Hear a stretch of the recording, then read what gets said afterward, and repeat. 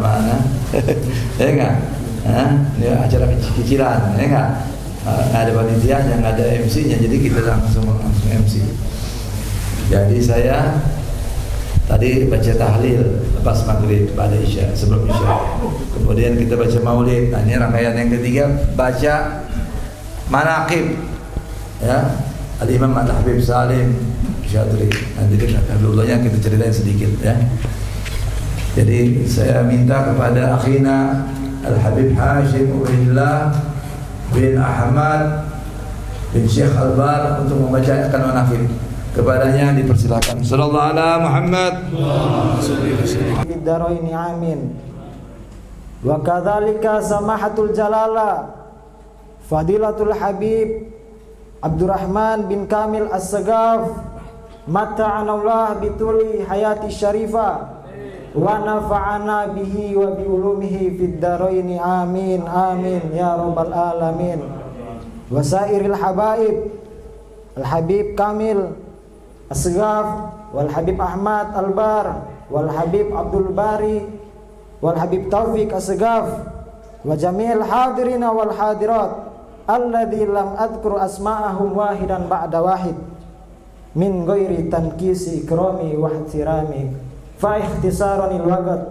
Alhamdulillah, yang pertama-tama yang sama-sama kami muliakan dan kami cintai Sohibul Hajah, Sohibul Baranamij, guru kita bersama Fadilatul Habib Muhammad Bagir bin Syekh Abu Bakar bin Salim.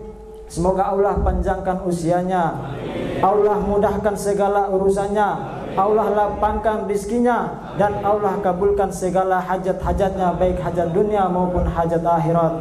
Begitu juga kepada guru kita yang kita muliakan sama-sama, yang kita cintai, Fadilatul Habib Abdurrahman bin Kamil As-Sagaf. Semoga Allah panjangkan usia beliau, Allah ampuni dosanya, Allah lapangkan rizkinya, Allah mudahkan segala urusannya, dan Allah kabulkan segala hajat-hajatnya. Dan juga kepada para habaib yang tidak bisa saya sebutkan namanya satu persatu tanpa mengurangi rasa cinta dan ta'zim saya, dan juga kepada para hadirin dan hadirat yang insya Allah diberkahi oleh Allah Subhanahu wa ta'ala. Saya mohon izin daripada antum semua untuk membacakan atau membawakan biografi daripada Sultanul Ulama Al-Allamah Al-Habib Salim bin Abdullah bin Umar Asy-Syatiri. Berikut adalah ringkasan manaqib dan setetes dari lautan kisah perjalanan seorang raja ilmu, sang pendidik, sang pendakwah ke jalan Allah Subhanahu wa ta'ala, yaitu Al-Habib Salim bin Abdullah bin Umar bin Ahmad Asy-Syatiri Ba'alawi.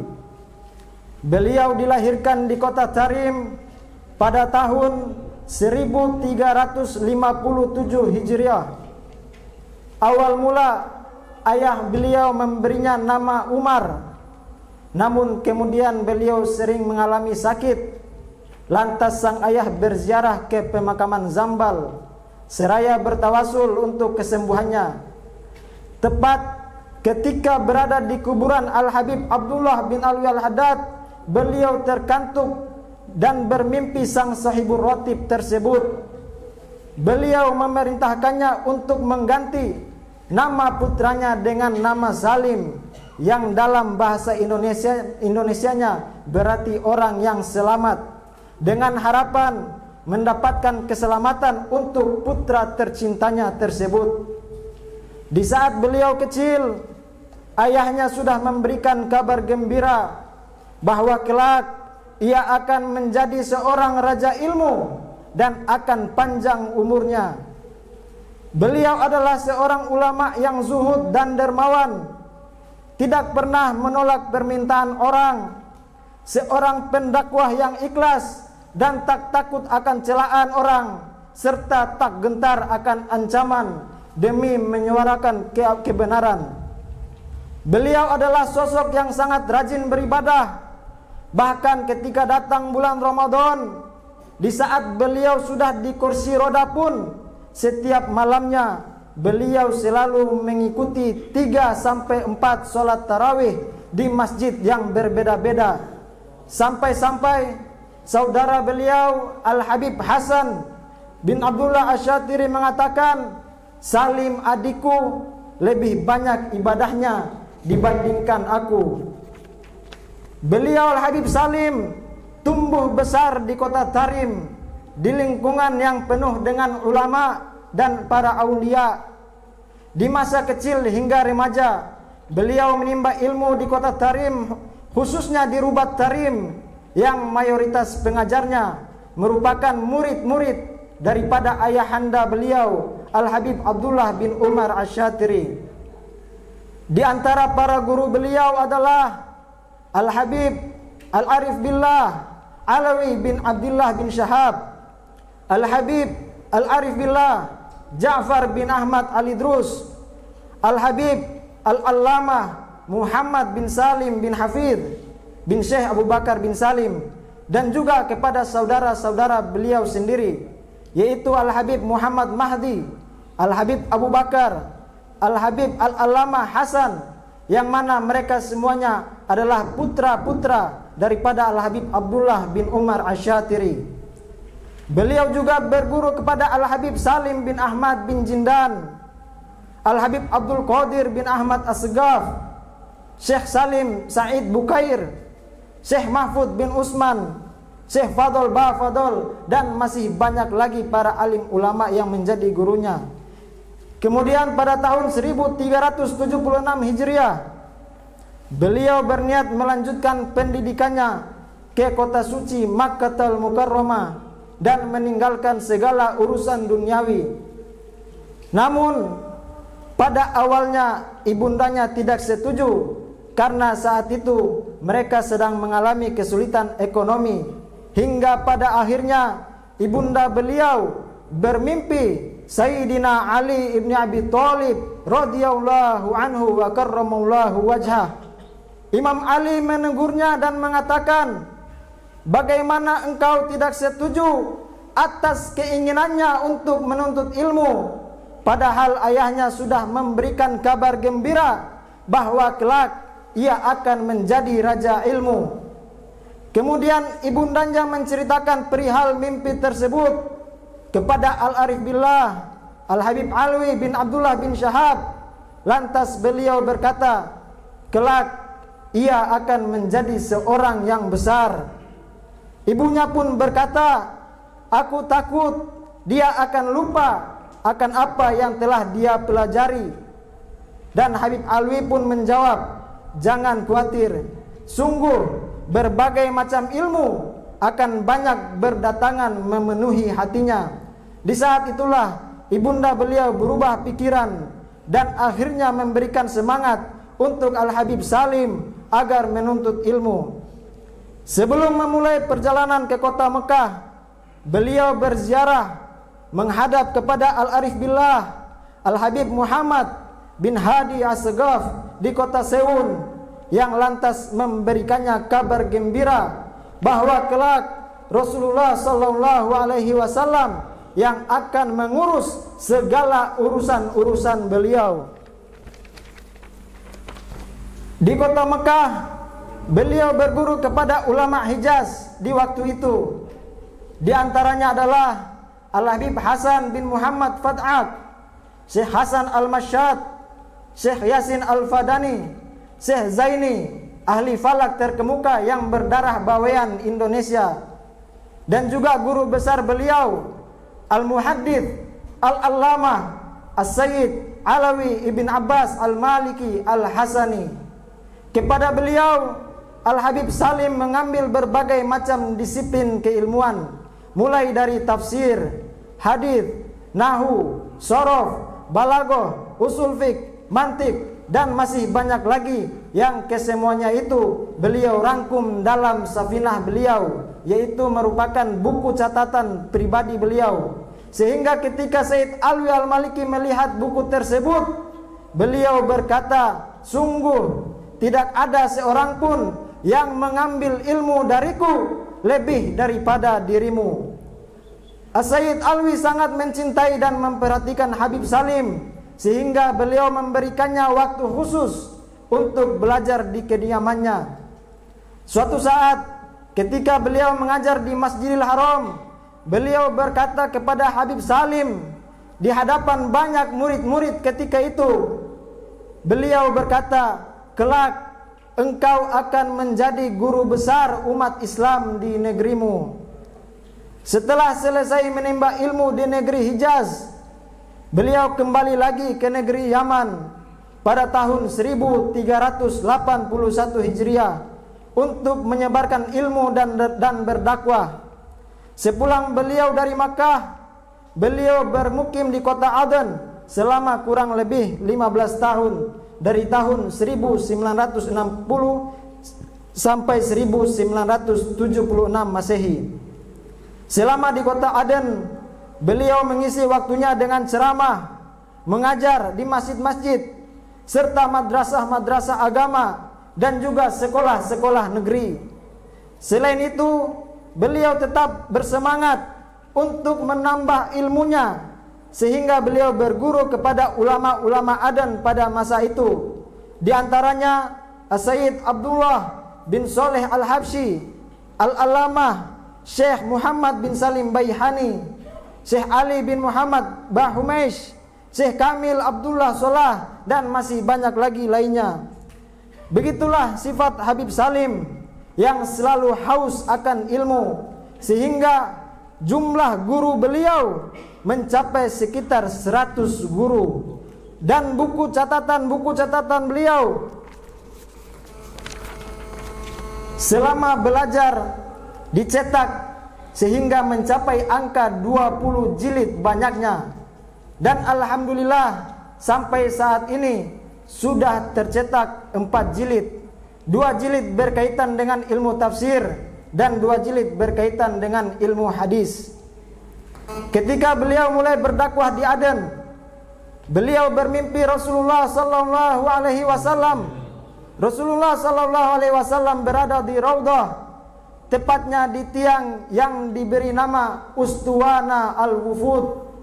Di situ Habib Salim mengucapkan salam dan mencium tangan mulia Rasulullah sallallahu alaihi wasallam. Kemudian Rasulullah memberikannya sebilah pedang dan berkata, berdirilah engkau di atas kuburku dan jagalah aku dari orang-orang kafir. Yang mana mimpi ini beliau takwil adalah merupakan ijazah khusus dari baginda Nabi Muhammad sallallahu alaihi wasallam untuk berdakwah di jalan Allah. Di saat itu pula Al-Habib Salim banyak mendapat bisyarah atau kabar gembira daripada salafus soleh, orang-orang soleh pendahulu.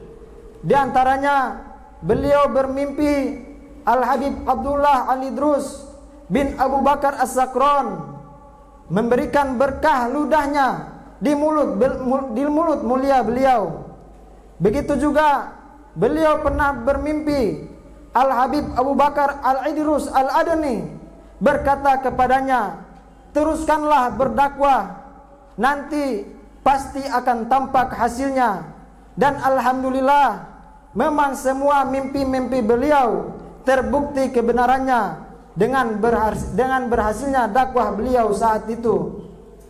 Seiring dengan bertambahnya kegiatan keagamaan dan banyaknya umat yang hadir pengajian beliau, maka timbul niatan busuk dari partai komunis yang berkuasa pada saat itu untuk menghentikan segala aktivitas-aktivitas Habib Salim, seiring dengan tidak adanya cara konstitusional untuk menghentikan beliau, hingga akhirnya mereka menggunakan berbagai aksi teror untuk membungkamnya.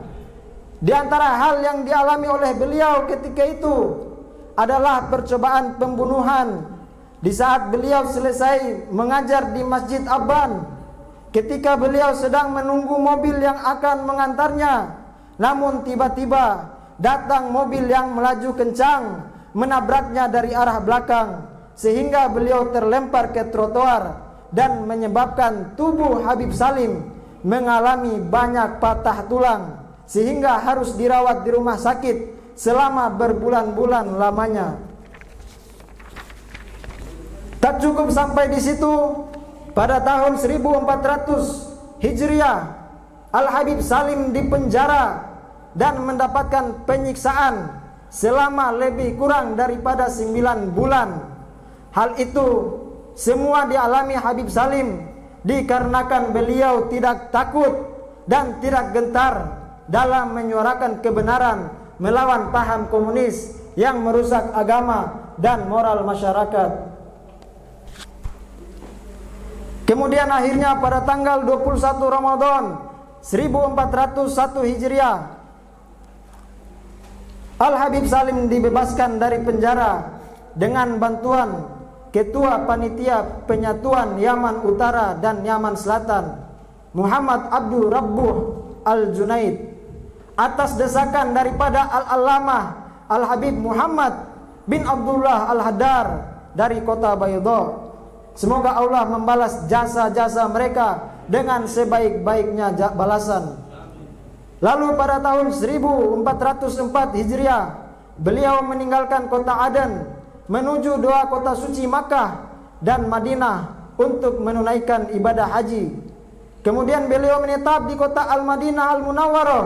Tepat pada saat itu pula Al-Habib Umar bin Abdurrahman Al-Jufri beserta saudara-saudaranya mendirikan tempat tinggal dan tempat belajar bagi para penuntut ilmu di kota Madinah. Kemudian dipilihlah Al-Habib Salim dan Al-Allamah Al-Habib Zain bin Ibrahim bin Smith untuk mengajar di sana, yang kemudian tugas tersebut dijalankan sebaik-baiknya oleh beliau berdua, sehingga banyak murid dari dalam maupun luar Madinah yang mengambil manfaat keilmuan daripada keduanya.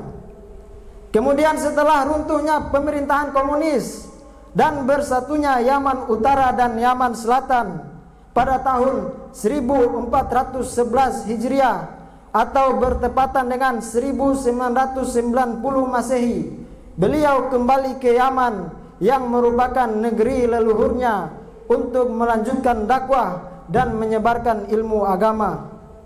Lalu beliau bersama Al-Habib Hasan Asy-Syatiri membuka kembali Rubat Tarim setelah 11 tahun lamanya ditutup oleh pemerintah yang berpaham komunis yang dahulu berkuasa. Kemudian beliau berdua menghidupkan kembali aktivitas belajar dan mengajar seperti sedia kala, sehingga datanglah murid-murid dari dalam dan luar negeri, khususnya dari negeri Indonesia, untuk menimba ilmu agama. Dan alhamdulillah hingga kini Rubat Tarim masih aktif dalam menjalankan kegiatannya. Setelah beliau membuka kembali Rubat Tarim, beliau menetap di kota Tarim dan menjalankan tugasnya mengajar di waktu ba'da subuh, waktu duha, waktu asar, ba'da maghrib. Selain itu, beliau juga diangkat menjadi tenaga pengajar di Universitas Al-Ahqaf beberapa saat. Namun kemudian beliau mengundurkan diri dan fokus mengajar di Rubat Tarim. Semasa hidupnya dalam berdakwah dan mengajar di berbagai tempat, beliau mempunyai murid-murid yang sangat banyak yang kemudian menjadi ulama terkenal. Di antaranya yang pernah menimba ilmu pada beliau adalah Al-Muhaddits Al-Allamah As-Sayyid Muhammad bin Alawi Al-Maliki, Ad-Da'i ilallah Al-Habib Umar bin Muhammad bin Hafiz, Al-Habib Husain bin Muhammad bin Abdullah Al-Haddar beserta saudara-saudaranya, Al-Habib Umar bin Abdurrahman Al-Atos, Al-Habib Abdurrahman Al-Muhdar, serta putra beliau Al-Habib Abdullah bin Abdurrahman Al-Muhdar, Al-Habib Abu Bakar bin Muhammad bil Faqih, dan masih banyak lagi yang lainnya. Begitulah riwayat hidup beliau yang selalu berjuang mengorbankan jiwa, raga dan hartanya demi dakwah dan menyebarkan ilmu agama. Hingga pada malam Sabtu awal Jumadil Akhir pada tahun 1439 Hijriah, Allah Subhanahu wa taala mengambil ruhnya yang mulia. Kemudian jenazah beliau disolatkan di Masjid Bal Khair di Jeddah dan dibawa ke Masjidil Haram untuk disolatkan dan dimakamkan di pekuburan Ma'la. Semoga Allah Subhanahu wa taala kelak mengumpulkan kita semua bersama Habib Salim di bawah bendera datuk beliau Rasulullah sallallahu alaihi wasallam di surga Firdaus, dan semoga berkah dibacakan manaqib beliau, semoga kita semua mendapatkan kucuran rahmat, hidayah, inayah daripada Allah Subhanahu wa taala, dan semoga Allah kabulkan segala hajat-hajat kita, baik hajat dunia maupun hajat akhirat. Amin amin ya rabbal alamin. Sallim ala sayyidina Muhammadin tuhal amin wa ala alihi wa sahbihi ajma'in, amma ba'du. Ya, sama-sama kami muliakan muassis wa sahibul bait Al-Habib Muhammad Baqir bin Syekh Abi Bakar bin Salim. Semoga Allah panjangkan umur beliau, amin, diberikan kesehatan, dimudahkan seluruh urusannya, amin ya rabbal alamin. Pada seluruh walid Al-Habib Kamil As-Sagaf, Al-Habib Abdul Bari, Al-Habib Taufiq, Al-Habib Ahmad Al-Bar, Al-Habib Fauzi As-Sagaf, wa jami'ul hadirin wal hadirat yang saya muliakan, saya hormati para sesepuh, para asatizah, para pelayat laki dan perempuan, muslimin wal muslimat. Tadi di awal pembacaan manaqib daripada Al-Habib Salim Asy-Syatiri, Al-Habib Hashim memulai dengan satu riwayat hadis sebenarnya. Diriwayatkan di dalam kitab Adabul Mufrad yang ditulis oleh Al-Imam Al-Bukhari yang lahir tahun 194, wafat 256 Hijriah. Nabi pernah menyatakan di hadapan para sahabatnya, ala adullukum min khiyarikum, atau kama qala Nabi sallallahu alaihi wasallam. Mau aku tunjukkan pada kalian dari orang-orang yang terbaik di antara kalian. Qalu bala. Para sahabat menyatakan, mau ya Rasulullah. Kemudian Nabi bersabda, humul ladzina idza ru'u dzukirallah. Mereka orang-orang terbaik di antara kalian, jika melihat wajah mereka langsung terkoneksi mengingat Allah Subhanahu wa taala. Nah, ini orang-orang yang disebut sebagai aulia wassalihin. Al-Habib Abdurrahman Bil-Fuqih pernah mengubah satu syair. Beliau mengatakan, idza ru'u yushharu dzikrullahi fahuwa lahum sima'al jibahi yu'rafu ma'nahum bil ishtibahi min haitsu ma yu'rafu dzul jalali. Kesimpulannya adalah para aulia Allah itu ketika kita memandang wajah mereka, kita mengingat Allah Subhanahu wa taala. Mereka belum menyampaikan nasihat kepada kita, belum menyampaikan mau'izah kepada kita. Cukup kita menatap wajah mereka sudah membuat hati kita untuk mengingat Allah dan lisan kita berzikir kepada Allah Subhanahu wa taala. Itu min alamatil auliya. Tanda-tanda indikator orang-orang tersebut adalah kekasih-kekasih Allah Subhanahu wa taala. Oleh sebab itu, walaupun mereka saat ini sudah meninggal dunia, hakikatnya mereka hanya berpindah di alam yang disebut alam barzakh.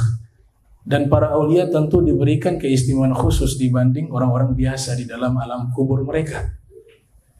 Al-Imam Fairuz Abadi, salah satu tokoh ulama pakar bahasa Arab yang menulis Kamus Al-Muhit, yang lahir tahun 729 Hijriah, wafat 817 Hijriah. Beliau berguru kepada banyak ulama-ulama besar, diantaranya Ibnul Qayyim, Taqiyuddin As-Subki, Ibnu Hajar, Al-Asqalani, saling bertukar ilmu, dan juga berguru kepada Ibnu Jama'ah, dan masih banyak ulama-ulama yang beliau menjadikan guru-gurunya, menimba ilmu kepada mereka. Salah satunya dalam bidang bahasa Ibnu Aqil yang mensyarahi kitab Alfiyah. Ibnu Aqil keturunan daripada Aqil bin Abi Thalib, makanya dinamakan Ibnu Aqil.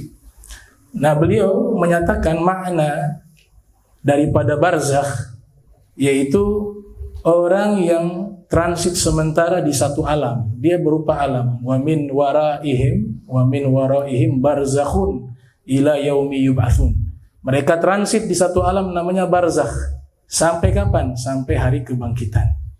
Abu Daud yang menulis kitab Sunan beliau memiliki putra seorang ulama bernama Ibnu Abi Daud. Menulis kitab tentang hari kebangkitan, berjudul Kitabul Ba'thi. Di situ dijelaskan transit sementara di situ sampai hari kiamat. Tapi ada beberapa golongan manusia yang diberikan keistimewaan khusus, di antaranya para anbiya, para rasul, para aulia. Itu Allah berikan fasilitas khusus di dalam kubur mereka. Nah, barzah ini artinya pemisah. Hajizun baina syai'ain. Pemisah di antara dari dua sesuatu. Di dalam Al-Qur'an disebutkan di surat Ar-Rahman, bainahuma barzakhun la yabghiyan. Ya, di antara kedua itu ada pemisah yang tidak bisa melampaui satu dengan satu lainnya. Oleh sebab itu, ketika orang meninggal dunia, dia hanya transit di satu alam. Ya, disebut barzakh, bainal mauti wal ba'thi. Dia berada di antara kematian dan kebangkitan. Di situ dia menanti waktu sampai Allah Ta'ala bangkitkan nanti di yaumil qiyamah. Oleh sebab itu, orang-orang yang bahagia nanti adalah orang-orang yang sudah persiapkan dirinya di dunia ini. Bagaimana cara perjumpaan kita dengan Allah nanti?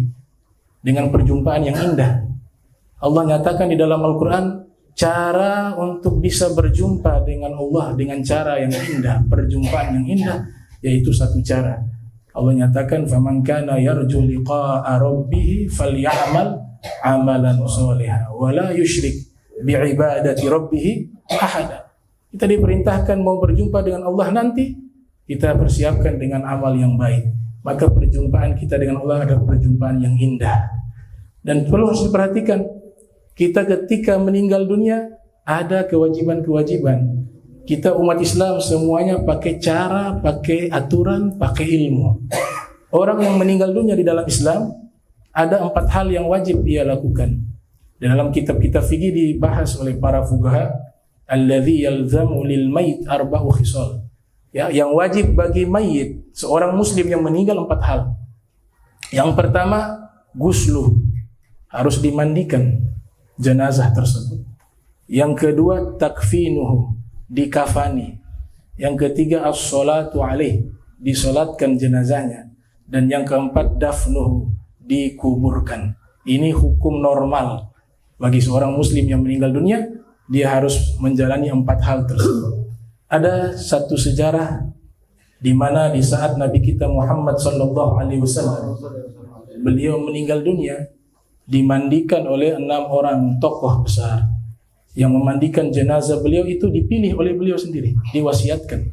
Walaupun terjadi perdebatan setelah wafatnya, sebenarnya ini wasiat dari Nabi Muhammad SAW. 6 orang tersebut adalah Imam Ali bin Abi Thalib, kemudian Sayyidina Abbas ibn Abdul Muttalib, dan juga Qatham ibn Abbas, Al-Fadl ibn Abbas, Usama bin Zaid, dan yang terakhir namanya Syakran. Ada para ulama mengatakan, di antaranya Al-Habib Abdullah bin Abdurrahman Al-Akhdar, kalau kita ingin tercegah dari penyakit mata, baik penyakit mata yang sifatnya fisik maupun non-fisik. Yang non-fisik ini artinya dia mentransfer energi jahat, ya, karena jiwanya ini sangat kotor. Kita kenal di dalam bahasa Ternate itu mata panas. Lihat anak kecil, anak itu sakit. Itu kenapa bisa seperti itu? Jadi gurumi. Karena jiwanya ini sudah penuh dengan kotoran, hatinya sudah penuh dengan penyakit. Jadi semua tuh penyakit-penyakit hati di dalam kitab-kitab tasawuf yang dijelaskan, dia memiliki penyakit itu.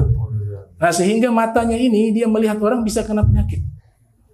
Nah, salah satu cara terhindar daripada penyakit mata adalah menghafal 6 nama tersebut.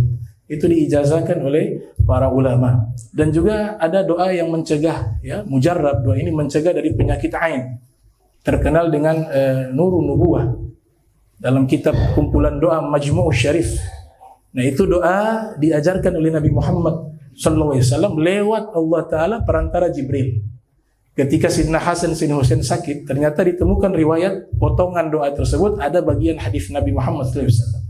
Diriwayatkan oleh Al-Hafiz Ibnu Katsir yang lahir tahun 700 Hijriah, wafat 774 Hijriah, yang sanadnya bersambung kepada Ibnu Asakir, Sahibul Kitab Tarikh Dimashq, yang lahir tahun 499 Hijriah, wafat 571 Hijriah. Sayyidina Hasan Sayyidina Husain sakit. Kemudian malaikat Jibril datang menghampiri Nabi Muhammad SAW dan mengajarkan doa tersebut. Doa ini cukup panjang. Dibaca doa tersebut, saat itu juga Sayyidina Hasan dan Husain sembuh dari penyakit tersebut. Nabi katakan mereka terkena penyakit ain. Alhamdulillah berkat doa ini Allah sembuhkan. Kemudian Nabi wasiatkan kepada kita umatnya, uzu anfusakum wa nisaakum wa auladakum bihadza ta'widz. Lindungilah diri kalian, istri-istri kalian, anak-anak kalian dengan doa pelindungan tersebut. Karena fa innahu lam yata'awwadz al-muta'awwidzuna bimithlihi. Karena sesungguhnya tidak ada orang yang minta pelindungan kepada Allah yang lebih dahsyat seperti doa tersebut yang diajarkan oleh malaikat Jibril kepada Nabi Muhammad sallallahu alaihi wasallam. Kita terkenal dengan doa Nur Nubuwah yang ada di kitab Majmu' Syarif. Nah, kemudian Rasulullah SAW ketika meninggal dunia, ini khususnya beliau wafat kan qad ta'akhkhara dafnuhu 3 ayyam. Tertunda itu penguburan beliau selama 3 hari. Wafat 12 Rabiul Awal pada hari Senin, tapi dimakamkan 14 Rabiul Awal pada hari Rabu. Apa yang terjadi? Di sini memang ada 2 riwayat. Ada yang mengatakan proses pemandian jenazah beliau, mengkafani beliau dan menguburkan, menyolatkan tanpa imam.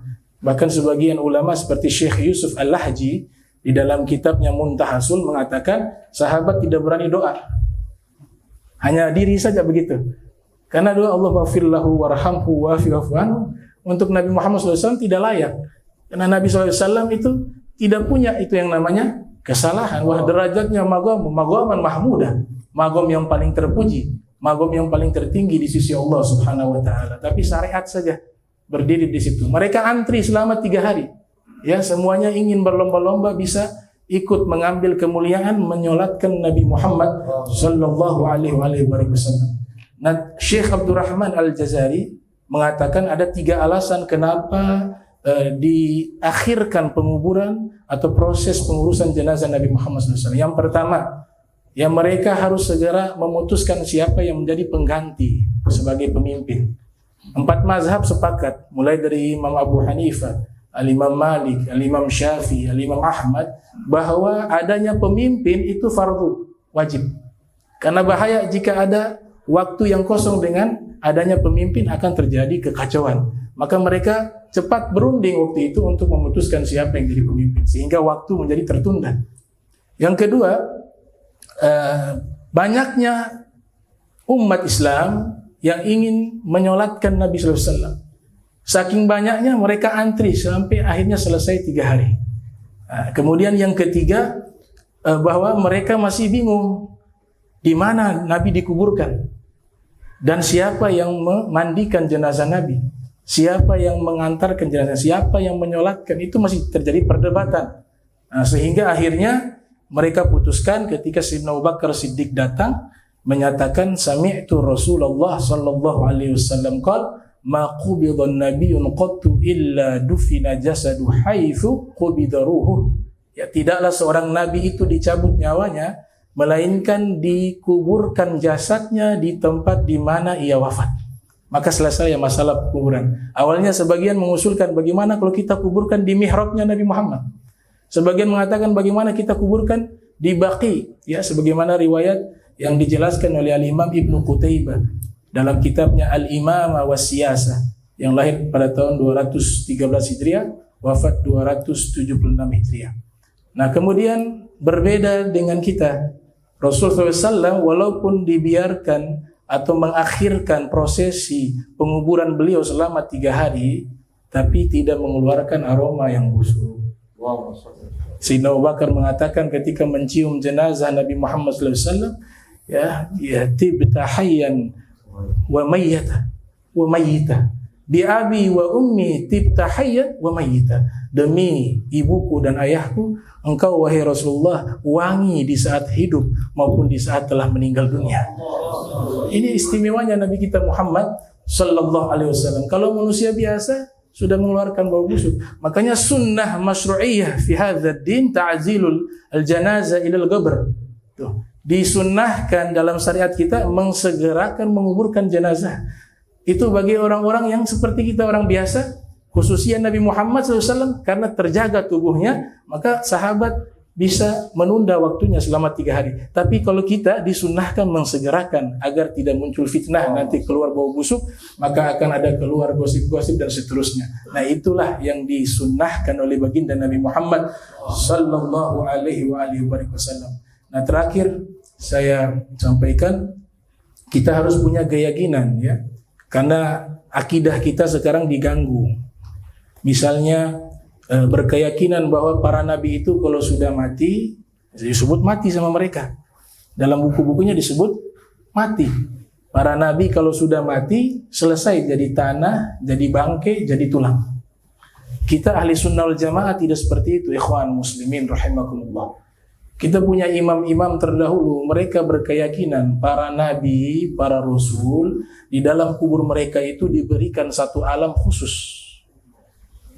Alam barzakh, tapi ada kelasnya. Ibnul Qayyim yang lahir tahun 691 Hijriah, wafat 751 Hijriah, menulis kitab namanya Ar-Ruh, membahas tentang ruh. Beliau mengatakan alam barzakh itu adalah satu alam. Mau kuburnya di mana tempat, tapi dia kembali kepada satu alam. Nah, di antara alam barzakh ini ada kelasnya. Disebutkan ada yang bisa saling berkunjung, layaknya tetangga. Dia bisa kapan saja mengunjungi tetangganya di kuburan sebelah. Tapi ini yang kelas-kelas khusus. Ada yang diberikan ruhnya bisa keluar dari alam barzakh.